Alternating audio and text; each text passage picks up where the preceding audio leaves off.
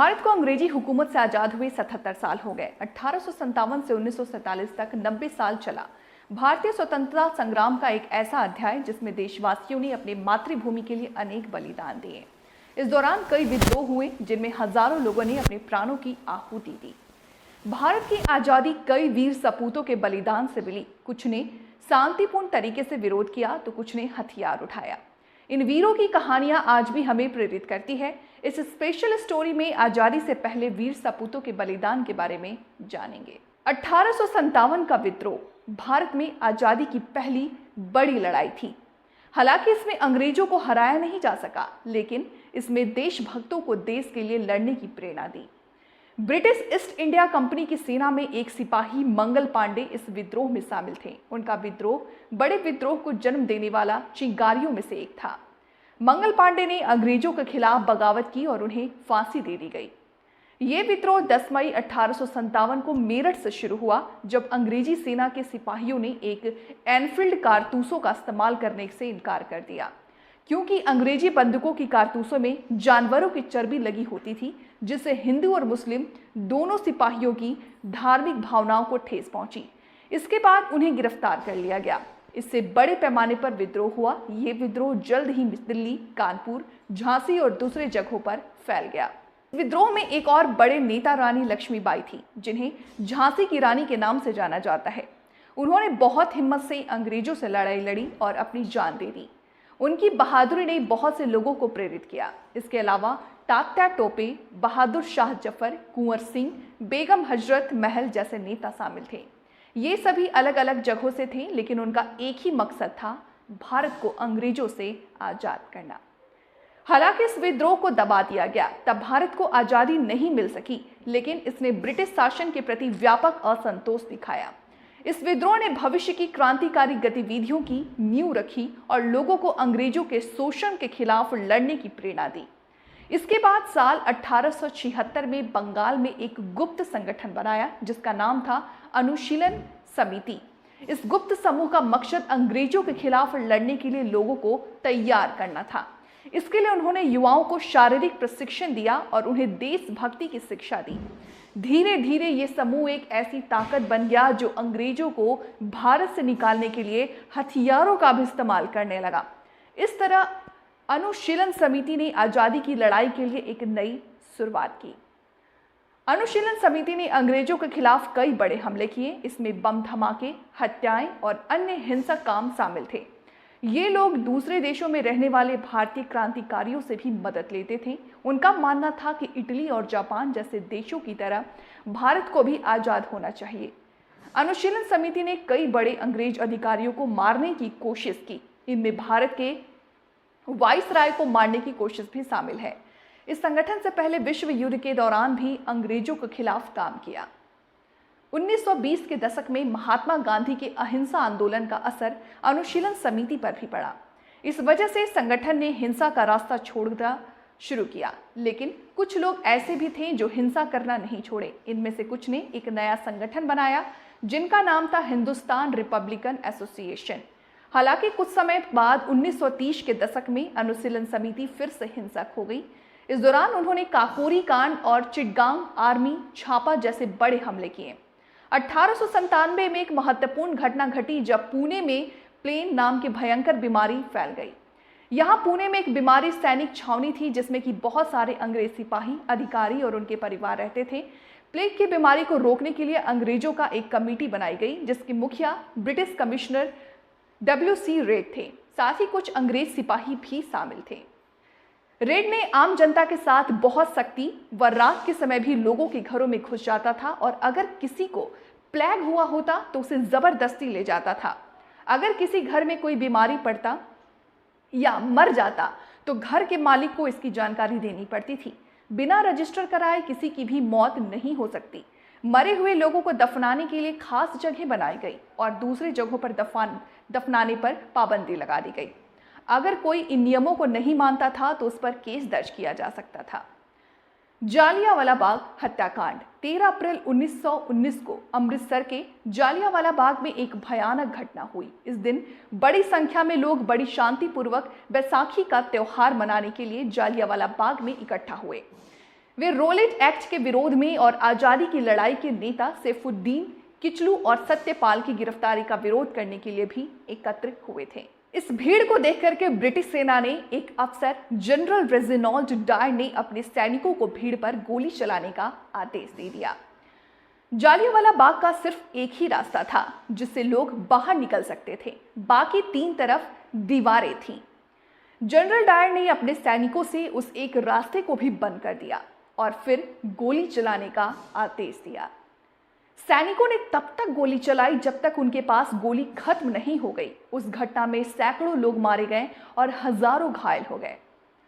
इस हत्याकांड ने देश में व्यापक आक्रोश फैलाया और क्रांतिकारी आंदोलन को नई ताकत दी। कई नई क्रांतिकारी संगठन बने और पुराने संगठन फिर से एक्टिव हो गए। इस क्रूरता ने आजादी की मांग को और तेज कर दिया। ये घटना भारत के इतिहास में एक काला दिन है जिसे कभी नहीं भुलाया जा सकता। अब बात करते हैं काकोरी कांड की। काकोरी कांड एक डकैती की घटना थी जो 9 अगस्त 1925 को लखनऊ के पास काकोरी गांव में हुई थी। इस कांड को हिंदुस्तान रिपब्लिकन एसोसिएशन के क्रांतिकारियों ने अंजाम दिया था। डकैती की योजना को राम प्रसाद बिस्मिल और अशफाक अल्लाह खान ने बनाया था। बाद में ये संगठन हिंदुस्तान सोशलिस्ट रिपब्लिकन एसोसिएशन बन गया। इस संगठन का मकसद ब्रिटिश शासन को खत्म करना था। हथियार खरीदने के लिए पैसे की जरूरत थी, इसीलिए बिस्मिल और उनकी टीम ने ट्रेन लूटने की योजना बनाई। इस ट्रेन में सरकार के पैसे होते थे। कई लोगों ने मिलकर के ट्रेन रोक दी और उसमें से पैसे लूट लिए। इस घटना के बाद अंग्रेज सरकार ने बहुत सारे लोगों को पकड़ा और उनमें से कई को फांसी की सजा भी सुनाई। चंद्रशेखर आजाद एक क्रांतिकारी। चंद्रशेखर आजाद, जिनका असली नाम चंद्रशेखर सीताराम तिवारी था, एक बहुत ही बहादुर भारतीय क्रांतिकारी। जब राम प्रसाद बिस्मिल और उनके साथी क्रांतिकारी शहीद हो गए तो आजाद ने उनके संगठन हिंदुस्तान रिपब्लिकन एसोसिएशन को फिर से बनाया और इनका नाम बदलकर हिंदुस्तान सोशलिस्ट रिपब्लिकन एसोसिएशन कर दिया। आजाद ने अपनी पूरी जिंदगी देश की सेवा में लगा दी और अंत तक अंग्रेजों के खिलाफ लड़ते रहे। आजाद ने 1925 में काकोरी ट्रेन डकैती, 1928 में लाला लाजपत राय की हत्या का बदला लेने के लिए जॉन पी सॉन्डर्स की हत्या और 1929 में भारत के वाइसराय की ट्रेन को उड़ाने की कोशिश जैसी बड़ी घटनाओं में हिस्सा लिया। अपने साथी शिव वर्मा से आजाद ने कार्ल मार्क्स की किताब द कम्युनिस्ट मैनिफेस्टो पढ़ी। 27 फरवरी 1931 को इलाहाबाद के पुलिस के सीआईडी प्रमुख को सूचना मिली कि आजाद अल्फ्रेड पार्क में है। ये खबर मिलते ही बाबर इलाहाबाद पुलिस आजाद को गिरफ्तार करने पार्क पहुंच गई। पुलिस ने पार्क को चारों तरफ से घेर लिया। कुछ कांस्टेबल डीएसपी ठाकुर विश्वेश्वर सिंह के साथ राइफल लेकर पार्क में घुस गए और गोलीबारी शुरू हो गई। आजाद ने 3 पुलिस वालों को मार दिया, लेकिन खुद भी बहुत जख्मी हो गए। उन्होंने सुखदेव राज को भागने के लिए कहा और उन्हें कवर फायर किया। आजाद एक पेड़ के पीछे छिप गए और वहां से गोली चलाने लगे। पुलिस ने भी उन पर गोली चलाई। इस तरह चंद्रशेखर आजाद ने अपनी जान की बाजी लगाकर देश की आजादी की लड़ाई लड़ी। भगत सिंह का बलिदान। साल 1928 में भगत सिंह और उनके साथी शिवराम राजगुरु ने एक बहुत बड़ी घटना को अंजाम दिया था। ये दोनों एक गुप्त संगठन से जुड़े थे जिसका नाम था हिंदुस्तान सोशलिस्ट रिपब्लिकन एसोसिएशन। उन्होंने लाहौर में एक अंग्रेज पुलिस अधिकारी जॉन सैंडर्स की हत्या कर दी, लेकिन असल में उनका मकसद एक दूसरे अंग्रेज अधिकारी जेम्स स्कॉट को मारना था, लेकिन गलती से सैंडर्स की हत्या हो गई। असल में ये बदला लेने की कार्रवाई थी क्योंकि कुछ समय पहले एक भारतीय नेता लाला लाजपत राय पर अंग्रेजों ने लाठी चार्ज किया था जिसमें उनकी मौत हो गई थी। भगत सिंह और उनके साथी इसी का बदला लेना चाहते थे। जब सैंडर्स पुलिस स्टेशन से निकल रहे थे तब राजगुरु ने उन पर गोली चलाई। इसके बाद भगत सिंह ने भी उन पर कई गोलियां चलाई। भगत सिंह और उनके साथी हत्या करने के बाद भाग गए। उन्होंने अपने नाम बदल लिए और अखबारों में लिखवाया कि उन्होंने लाला लाजपत राय का बदला तो ले लिया। उन्होंने ये भी बताया कि उनका मकसद जेम्स स्कॉट को मारना था, न कि जॉन सैंडर्स को। भगत सिंह कई महीनों तक छिपे रहे। इस दौरान उन्हें पकड़ा नहीं जा सका। फिर अप्रैल 1929 में वो फिर से सामने आए। इस बार उन्होंने अपने एक साथी के साथ दिल्ली के विधानसभा में बम फेंका। उन्होंने वहां से पर्च भी बांटे और नारे लगाए। इसके बाद उन्होंने सरेंडर कर दिया। जब उन्हें पकड़ा गया तो लोगों को पता चला कि वो वही लोग हैं जिन्होंने जॉन सैंडर्स की हत्या की है। जेल में उन्होंने और उनके एक साथी ने भूख हड़ताल की। उनकी मांग थी कि भारतीय कैदियों के साथ अच्छा व्यवहार किया जाए। इस दौरान उनके साथी की मौत हो गई। वहीं भगत सिंह को जॉन सैंडर्स और चन्ना सिंह की हत्या का दोषी ठहराया गया और उन्हें मार्च 1931 में फांसी दे दी गई। उस वक्त उनकी उम्र सिर्फ 23 साल थी। आजाद सिंह फौज ने दूसरे विश्व युद्ध में जापानी सेना के साथ मिलकर ब्रिटिश सेना के खिलाफ लड़ाई लड़ी, जिसका मकसद भारत को ब्रिटिश शासन से आजाद करना था। इस सेना की शुरुआत 1942 में मोहन सिंह के मलय अभियान और सिंगापुर में जापानियों की ओर से पकड़े गए ब्रिटिश भारतीय सेना के युद्ध बंदी भारतीय सैनिकों से की थी। ये पहली आजाद सिंह फौज रश बिहारी बोस और मोहन सिंह को सौंप दी गई, लेकिन बाद में इसका नेतृत्व करने वाले जापानी सेना से मतभेद हो गए और इसे दिसंबर में भंग कर दिया गया। फिर 1943 में जब सुभाष चंद्र बोस दक्षिण पूर्व एशिया पहुंचे तो उन्होंने इस सेना को फिर से जीवित किया। इस सेना को बोस की आजाद सिंह सरकार की सेना घोषित किया गया। भारत छोड़ो आंदोलन अगस्त 1942 में महात्मा गांधी ने भारत छोड़ो आंदोलन की शुरुआत की। इस आंदोलन में ज्यादातर लोग शांतिपूर्ण तरीके से ही लड़ाई लड़े, लेकिन कुछ लोगों ने गुप्त तरीके से भी अंग्रेजों का विरोध किया।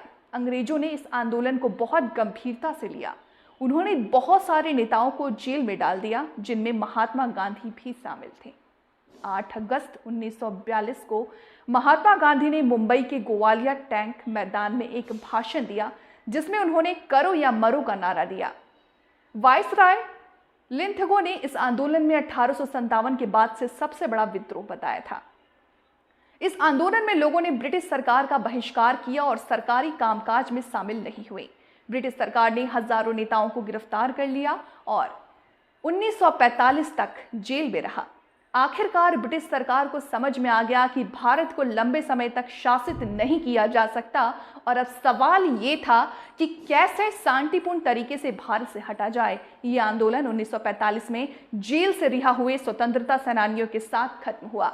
इस आंदोलन में शहीदों में मुकुंद काकाती, मांदगिनी हजरा, कनकलता, कुशल कोवर, भोगेश्वरी, फुकानी आदि शामिल थे। भारतीय नौसेना विद्रोह साल 1946 में भारतीय नौसेना के जवानों ने अंग्रेजों के खिलाफ बगावत कर दी। इस घटना को बॉम्बे विद्रोह भी कहते हैं। उस समय भारत पर अंग्रेजों का राज था और भारतीय नौसेना के जवानों को बहुत बुरा व्यवहार मिलता था। उनका खाना पीना और रहने की जगह बहुत खराब थी। इसीलिए उन्होंने बॉम्बे, कराची और दूसरे शहरों में अंग्रेजों के खिलाफ विद्रोह किया। हालांकि अंग्रेजों ने इस विद्रोह को कुचल दिया, लेकिन इससे साबित हो गया कि भारतीय अब अंग्रेजों की गुलामी नहीं चाहते थे और वो आजादी के लिए कुछ भी कर सकते थे। इस विद्रोह ने अंग्रेजों को यह भी समझा दिया कि जब उन्हें भारत अब छोड़ना ही पड़ेगा।